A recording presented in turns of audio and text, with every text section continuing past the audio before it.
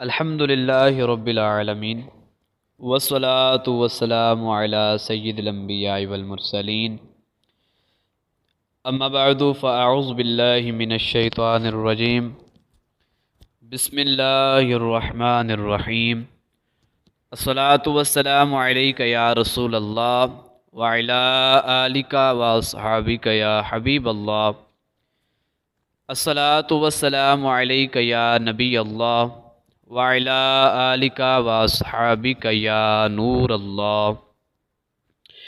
نبی کریم رؤوف الرحیم صلی اللہ تعالی علیہ وآلہ وسلم نے فرمایا کہ تم جہاں کہیں بھی ہو مجھ پر درود پاک کی کثرت کیا کرو، بے شک تمہارا درود مجھ تک پہنچتا رہتا ہے۔ صلو علی الحبیب صلی اللہ تعالی علی محمد صلی اللہ تعالی علیہ وآلہ وسلم۔ میٹھے میٹھے اور پیارے اسلامی بھائیوں، آج ہمارا بہت ہی پیارا ٹاپک ہے جس پہ انشاءاللہ عز و جل ہم گفتگو فرمائیں گے۔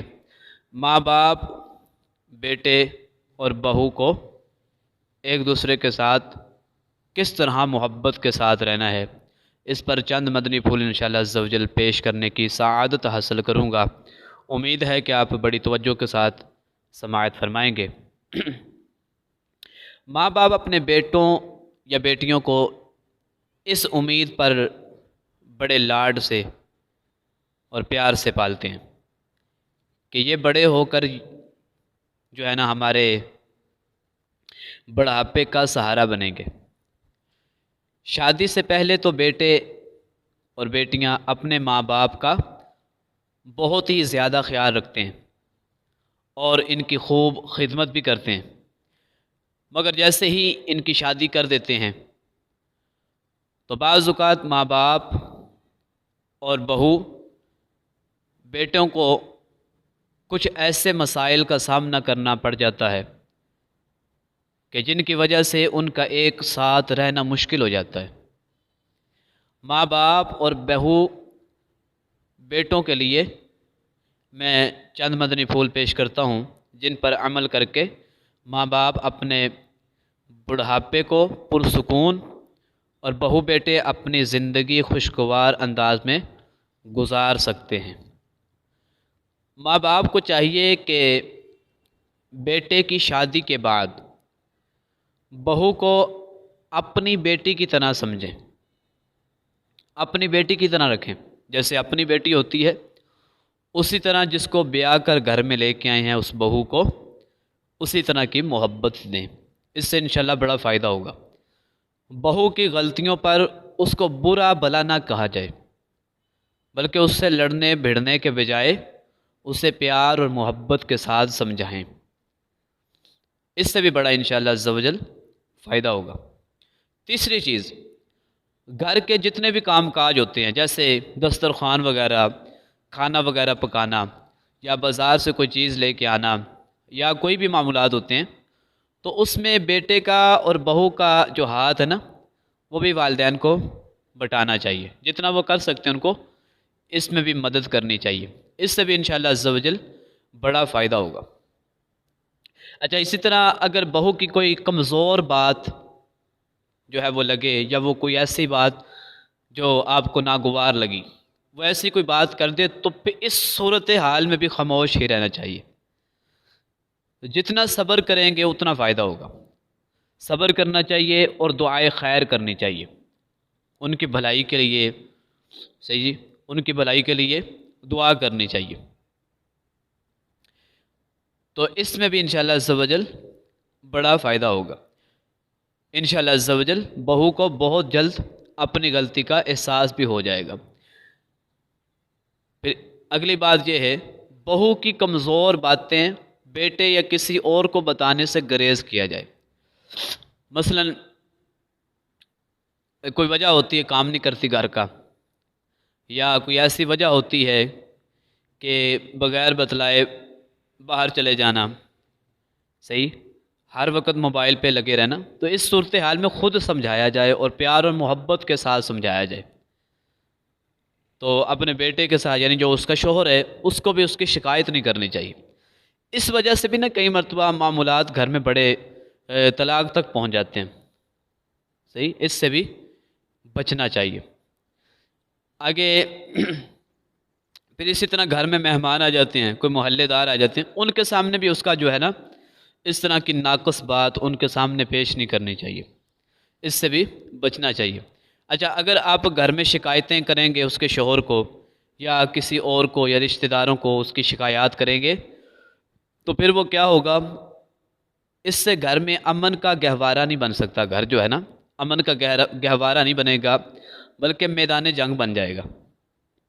اسی طرح بیٹے کو بھی چاہیے کہ جس طرح وہ شادی سے پہلے اپنے ماں باپ کا خیال رکھتا تھا، اب بھی اسی طرح بلکہ اس سے بڑھ کر ماں باپ کی خیر خبر گیری کرتا رہے.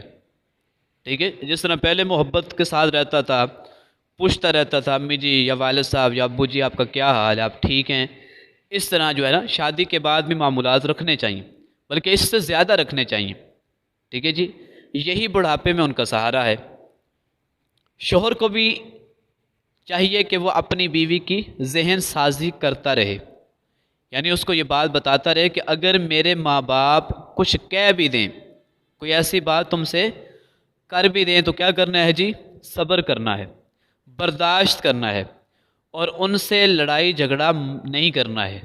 ٹھیک ہے جی، اس طرح کے جو معاملات ہیں ان سے گریز رکھنا ہے. یہ محبت اور پیار کے ساتھ سمجھایا جائے.